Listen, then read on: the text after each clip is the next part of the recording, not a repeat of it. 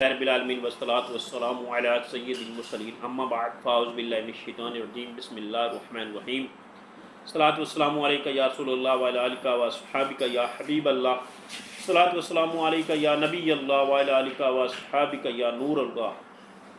حضرت ابی بن قعب رضی اللہ تعالیٰ عنہ نے عرض کی، میں سارے ورد وظیفے دعائیں چھوڑ دوں گا اور میں اپنا سارا وقت درود خوانی میں صرف کروں گا۔ تو سرکار مدینہ صلی اللہ علیہ وآلہ وسلم نے فرمایا، یہ تمہاری فکروں کو دور کرنے کے لیے کافی ہوگا اور تمہارے گناہ معاف کر دیے جائیں گے۔ صلو علی الحبیب صلی اللہ تعالی علیہ وسلم۔ ولید کو محلے کی مسجد کے اندر پہلی صف میں با جماعت نمازیں ادا کرتے ہوئے تقریباً ایک ہفتہ گزر چکا تھا۔ اہل محلہ حیران تھے کہ آخر اس میں اس قدر انقلاب کیسے آ گیا۔ دراصل ولید 23 سالہ ہٹا کٹا نوجوان تھا۔ اس کی ویڈیو کیسٹوں کی دکان تھی۔ اس کا کردار بہت گندا تھا۔ کیا اہل خانہ کیا اہل محلہ سبھی اس کی شر انگیزیوں سے بیزار تھے۔ اسے مسجد میں دیکھ کر یوں بھی حیرت ہو رہی تھی کہ یہ جمعہ تو جمعہ عید کی نمازوں میں مسجد میں نظر نہیں آتا تھا۔ آخر ہمت کر کے اس کے ایک پڑوسی نے اس عظیم مدنی انقلاب پر مبارکباد دیتے ہوئے اس سے اس کی اصلاح کا راز بھی پوچھ ہی لیا۔ اس پر اس کی آنکھوں میں آنسو آ گئے۔ برستی ہوئی آنکھوں سے بتایا کہ میری اصلاح کا راز ایک سنسنی خیز خواب ہے۔ تھوڑے دن پہلے کی بات ہے، رات کو حسب معمول VCR پر مار دھاڑ سے بھرپور ایک فلم دیکھنے کے بعد میں پلنگ پر لیٹ گیا۔ نہ جانے کیوں نیند اچاٹ ہو چکی تھی۔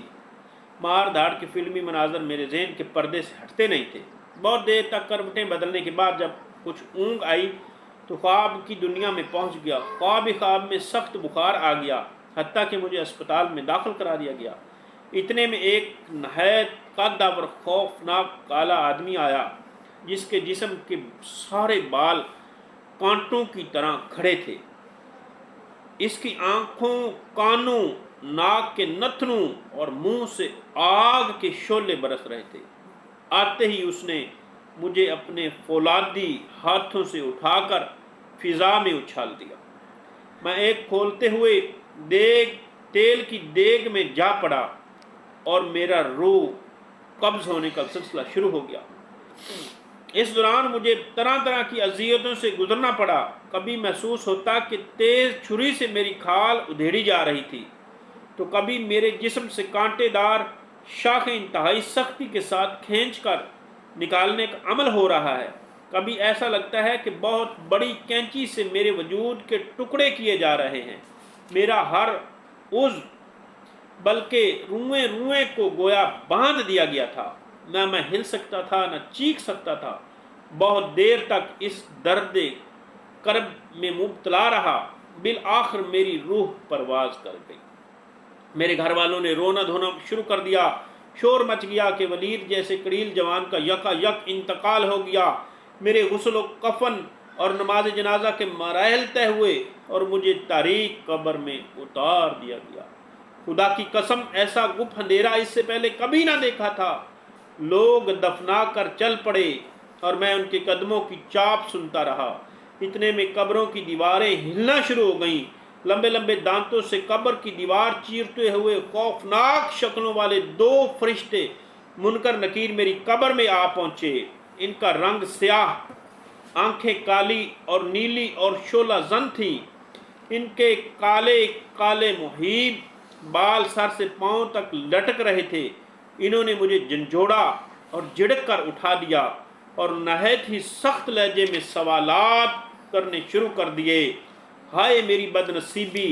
اتنے میں ایک آواز گونج اٹھی، اس بے نمازی کو کچل دو۔ بس پھر کیا تھا، قبر کی دیواروں نے مجھے بھیجنا شروع کر دیا اور میری پسلیاں چٹاخ چٹاخ کی آواز کے ساتھ ٹوٹنے اور ایک دوسرے میں پیوست ہونے لگی۔ میرا کفن آگ کے کفن سے بدل گیا۔ میرے نیچے آگ کا بستر بچھ گیا۔ اتنے میں قبر میں میری خالہ زاد بہن آ گئی۔ قریب ہی ایک بے ریش لڑکا بھی کھڑا تھا۔ یک لخت ان دونوں کی شکلیں بے حد ڈرونی ہو گئیں اور ان کے ہاتھوں میں دیو ہیکل ڈرل مشینیں کپانے اور ان کی سلاخوں سے آگ کی چنگاریاں اڑنے لگی، ایک گرجدار آواز گونج اٹھی۔ ولید اپنی خالہ زاد بہن سے بے تکلف تھا اور اس سے اپنی نگاہ کی حفاظت نہیں کرتا تھا۔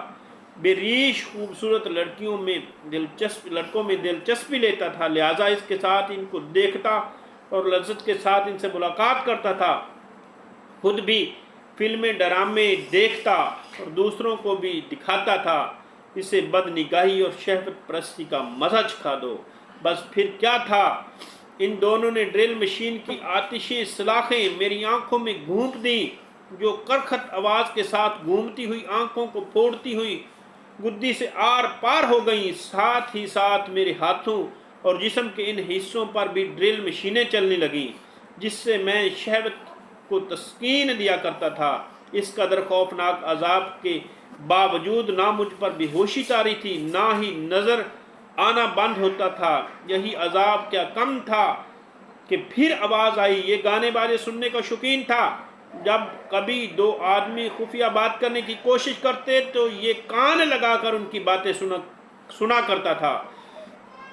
جو ہی آواز بند ہوئی، ڈرل مشینوں نے میرے کانوں کا سوراخ کیا، رخ کیا، اور اب میرے کانوں میں بھی سلاخیں زور زور سے گھومنے لگیں۔ کافی دیر تک یہ اذیت ناک عذاب ہوتا رہا۔ آواز گونج اٹھی، یہ میری ماں کی آواز۔ یہ ماں باپ کو ستایا کرتا تھا، مسلمانوں کے دل دکھاتا تھا، جھوٹا تھا، وعدہ نہ نبھاتا تھا۔ جب غصہ آتا تو گالی گلوچ اور مار دھاڑ پر اتر آتا تھا، لوگوں پر طنز کرتا، ان کا مذاق اڑاتا، ادھر کی ادھر لگاتا، لوگوں کے عیب اچھالتا، تاش، شطرنج، لوڈو اور ویڈیو گیمز کھیلتا، نشہ کرتا اور پتنگ اڑاتا۔ یہ سب ان کے محبوب مشغلے تھے۔ لوگوں کا حق دبانا، ناجائز کمانا اور حرام کھانا اس کا وتیرہ تھا۔ یہ داڑھی بھی مڈاتا تھا۔ اس کے عذاب میں اضافہ کر دو۔ چنانچہ دیکھتے ہی دیکھتے بہت سارے لمبے لمبے کالے بچھو ڈنگ اٹھائے میری طرف لپکے اور میری ٹھوڑی کی کھال کے اندر گھسنے شروع ہو گئے، اور جہاں داڑھی ہوتی ہے اس حصے میں کھال اور گوشت کے درمیان داخل ہو کر مجھے ڈنگ مارنے لگے۔ خوفناک سیاہ سانپوں نے مجھے کاٹنا شروع کر دیا۔ میں دنیا میں جن جن چیزوں سے ڈرتا تھا وہ سب یک بارگی مجھ پر ٹوٹ پڑے، نیز میری قبر آگ کی بھٹی بن گئی۔ اتنے میں کسی نے بہت بڑے آتشی ہتھوڑے سے مجھے ایک زوردار ضرب لگائی اور میں گیند کی طرح اچھلا، دڑم سے گرا اور میری آنکھ کھل گئی۔ میں اپنے پلنگ سے نیچے گر پڑا تھا۔ گھر والے گھبرا کر جاگ اٹھے۔ دہشت کے مارے میرا بدن بری طرح کانپ رہا تھا۔ جب حواس کچھ بحال ہوئے تو میں نے رو رو کر اپنے گناہوں سے توبہ کی، ماں باپ اور دیگر افراد خانہ کو راضی کیا، راتوں رات عشاء کی نماز ادا کی، اور میں نے 5 وقت تکبیر اللہ کے ساتھ نماز باجماعت کا اہتمام شروع کر دیا۔ نماز قضا عمری بھی ادا کر رہا ہوں اور ایک مٹھی داڑھی سجانے کا بھی عہد کر چکا ہوں۔ ویڈیو کا کاروبار ختم کر دیا ہے۔ جن لوگوں کے حقوق پامال کی تھی ان سے صلح کر لی ہے، جن کی رقمیں ذمے تھی ادا کر دی ہیں۔ انشاءاللہ تعالی میں ایک اچھے مسلمان کی حیثیت سے سنتوں بھری زندگی گزاروں گا۔ میری اصلاح کا راز جس بے عمل مسلمان پر آشکار ہو، کاش اس کے لیے بھی وہ باعث اصلاح بن جائے۔